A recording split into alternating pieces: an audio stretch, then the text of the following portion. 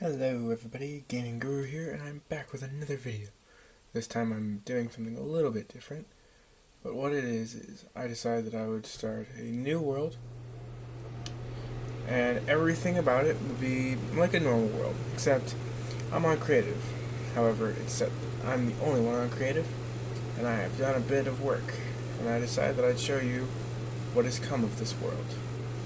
So first, we're back in this world, and there's a reason why you don't see my hotbar or my hand, because I did this and it's easier to show you without my hand in the way. So let me just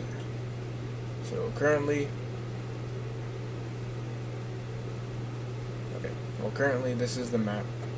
There isn't much explored or placed, but I have started a few things, because spots like that little one right there, that's the two black dots with a yellow on both sides. I think there's one right there that's the same with red, and then near this E is one with blue. You may not know what that is, but that actually has an importance, and you may have saw it whenever I flew off of this structure here. Also, I will be honest, this uses some command blocks, so this probably isn't anything close to what could be done on survival, plus the idea that there's blocks all the way up there, which make up logos on here so you can tell where things are. But anyways, I figured I'd give a quick tour. So this, I don't know why,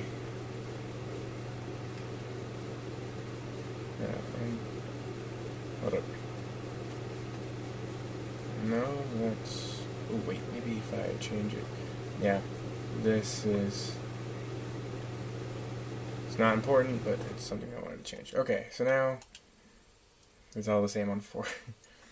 But anyways, so that little spot where we are is the compass, or more or less like a point of where you are.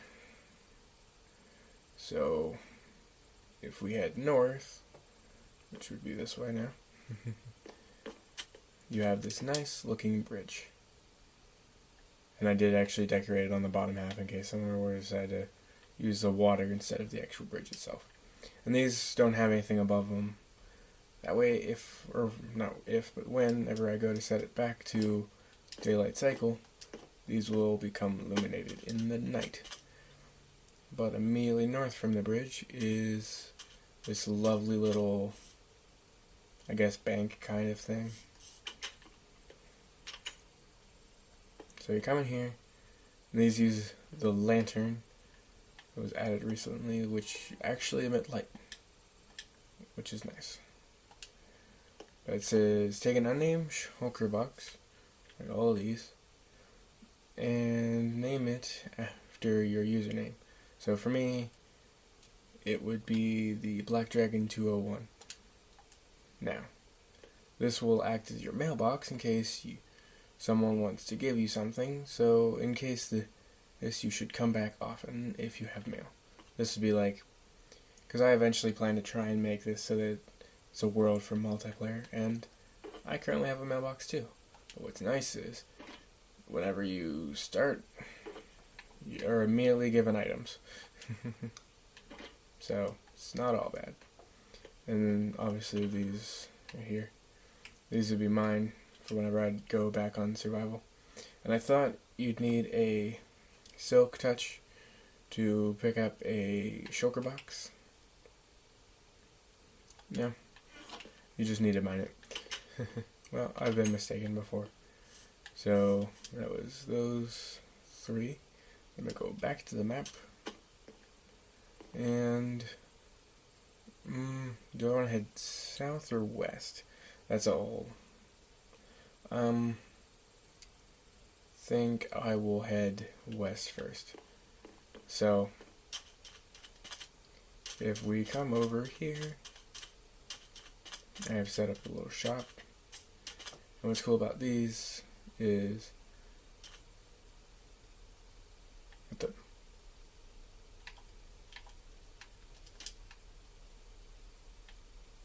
oh, the slabs do act like Nighttime. Gotcha. Okay, so I can't have slabs here. Okay, well that's nice to know now. But I can fix that. There, now it doesn't bother me as much. So this would be like a little shop. Now I did notice something, but I didn't fix it yet. So in here you can buy eggs, 16 eggs for 1 diamond. You can buy a whole stack of wheat for half a stack of diamonds. For 2 diamonds, or really, realistically, it'd actually be 4 diamonds for cooked beef. But what I wanted was this would be raw, so that it would use the next thing I want to show you over there. Because I actually put in effort for that. And then you could also get 16 pork chops, which again, were supposed to be raw, for 1 emerald. And then I'm also selling 16 fireworks for 2 iron ingots. And these are actually hooked up with a lot of shulker boxes, or not shulker boxes, but hoppers, which are transferring items from up here. Now, I'm using command blocks for this, so it'll clone this one, which is just full of fireworks, into this one, and then feed it through. Same for pork chops. Pork chops, beef. Over here, I have it set to be wheat, which is already full. And then this was before that I started using the command blocks for this. So this is actually full of named chickens, so they'll never despawn, though it will take a whole lot longer. But, Okay, so this is the farm, or farm shop, where you will be able to buy items. Of course, it won't sell every item because I don't have room for that. But on to the next one, which is just south, and then all I will have left to show you is to head east or into that portal there. And I have color coded the portals on both sides so that it's easier for you to tell what it is. So welcome to the infinity smelter.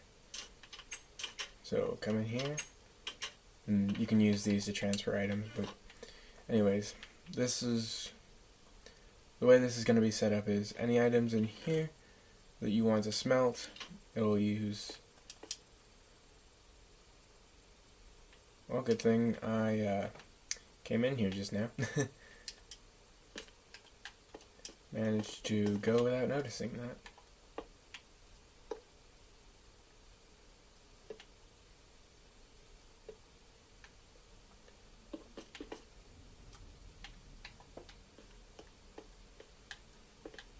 But anyways, the way it works is these chests will pull anything out of them into the hoppers, into the chests, be smelted by the infinite amount of fuel coming from the hopper system behind, and then be put into these little hoppers here, and then into the chests below it. And I got to do this real quick, because if people are going to use it, they have to be able to actually use it.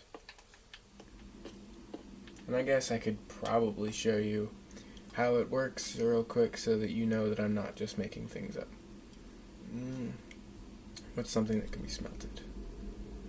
I guess I could just take a random ore. I'll use an iron.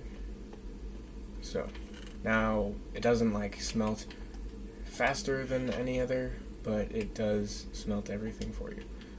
So let me actually, I'll grab this. Oop, wrong one. So immediately it's pulled down into this chest here, where I don't actually need it right now. So give me a second, and I'm going to place in all these hoppers that I managed to forget about. Okay, so I did manage to fix it now. Also, because of these corners here, these don't have a double chest, they just have a single chest, but it still works how it should. And this one will be lit for a while. Oh, okay, it should go out now. There it is. Okay, so there you go. There was the demonstration of the infinity smelter, and I'm sure you're wondering how it works. So let me come up here. Okay, so the way this works, in this chest here, I have it set to be full of coal, but right up here, it is going to, as every armor stand named fuel source, which is all of the armor stands in this little infinity smelter. I don't know if that's the name I'm going to use, but very rarely, or I don't know why you would name an armor stand this way anyway, so that would just be like a contingency so that if anyone were to use armor stands, they wouldn't have shulker boxes placed. But it will clone the block right here to be 2 under it. So that'd be 1, 2. And then it gets sourced into all the hoppers and then fills all of the furnaces down below. Forgot the name for a second, which is weird. But I can actually go ahead and show you a quick demonstration so that you know how to build this. And it doesn't need command blocks or anything special like that. This is actually an actual game function that exists, which can be used whenever you want. In fact, I even built one of these on my BetaCraft server, which is why I know that it works for certain. Though I have built it on things other than my BetaCraft server.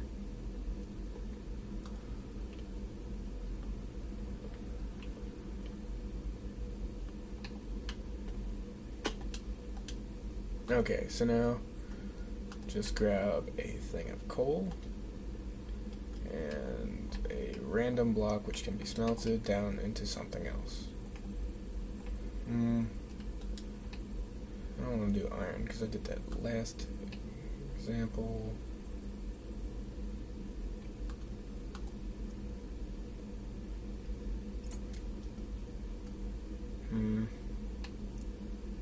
I gotta pick something for the demonstration. I'll use a wet sponge because I know that it becomes a regular sponge. So, put the wet sponge in here. Put the coal in here. And it will start smelting the two. Well, it'll use the coal, which I put in the middle chest, to smelt the wet sponge, sorry about that I put in the top chest. And we'll produce sponges, which are going to come out the bottom chest. So it all works like it should, so don't worry about that.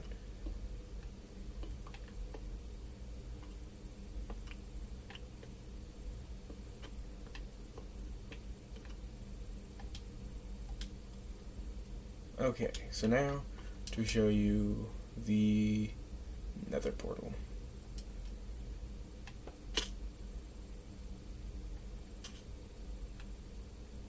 Oh yeah, a weird thing I've noticed is if it's raining, it activates the daylight sensors, but I think it's just because it blocks out clouds. So, the way it works is blue will take you to the shopping district, which we just came from, or the shopping center. And then I have a red one, a orange one, and then I guess I also set up a yellow one, which I forgot about, but I'll show you those after the red one. So the red one is just out, or just behind the bank, which I showed you,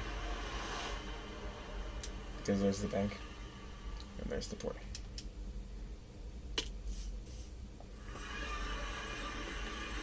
Okay, so I'll show you the yellow one first, his primary colors, and then I'll show you orange.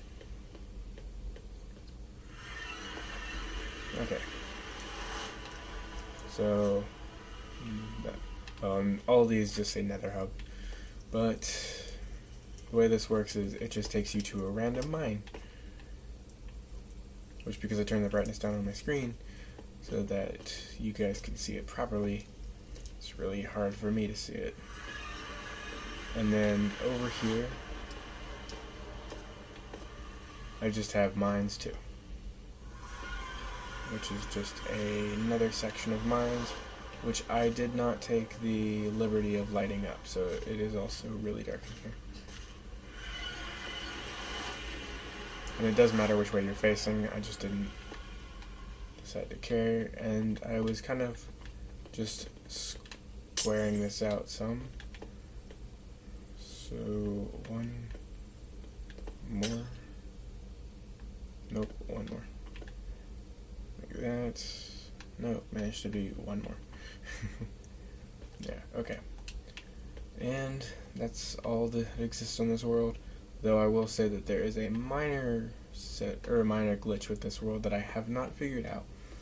Where if you go into a portal to go to the overworld, come back to go to the nether through the same portal, and then break the corresponding one, it will freeze the game, and then if you leave and come back, you'll be back outside that exact portal and it won't be broken. So I don't know. Also, sometimes if I don't know what happened, but it just froze, and then all the progress that I had done for that hour was gone. But anyways, if we go back through here, it'll just take us back to the shopping center, which I already showed you. Though you do get to see everything load in, which is nice. So yeah. The reason I wanted to show you this, guys, was for the simple idea that this is going to be the idea of like doing a creative thing, and you guys can, well, you can suggest whatever you want to see me add to this map. And in case you're wondering, each map is, I think it's 128 by 128, so that's each one map, and it is a total of a 5 by 5. Which I don't remember, or not that I don't remember, I don't know what that is off the top of my head, so let me grab my calculator real quick.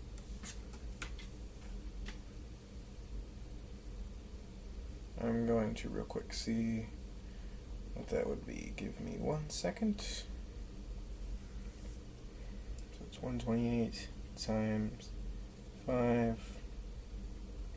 Okay, so this map in itself, and this is not the only thing that exists in the world. There are blocks outside of this map, but on this map alone, there are a total of 640 blocks from one corner to the next corner, which makes this entire map a total, or a whole 640 by 640, which wouldn't seem like a lot, but you also got to consider that like each and every little pixel, like that little green one right there, that is one block. So it's 640 by 640. So the challenge for you guys, oh, maybe I shouldn't look right at it, is to think of what you'd like to be added to this map. You can add anything you want because I'm in creative and I can use any command I want, which is how I've gotten the command blocks. So yeah, the challenge, if you guys want to take it up, not that you have to, just saying you can. And I know this is a short video, but really wasn't a whole lot to it. Hopefully you guys did happen to enjoy, and you know the drill. And I'll see you in the next video. Bye bye now.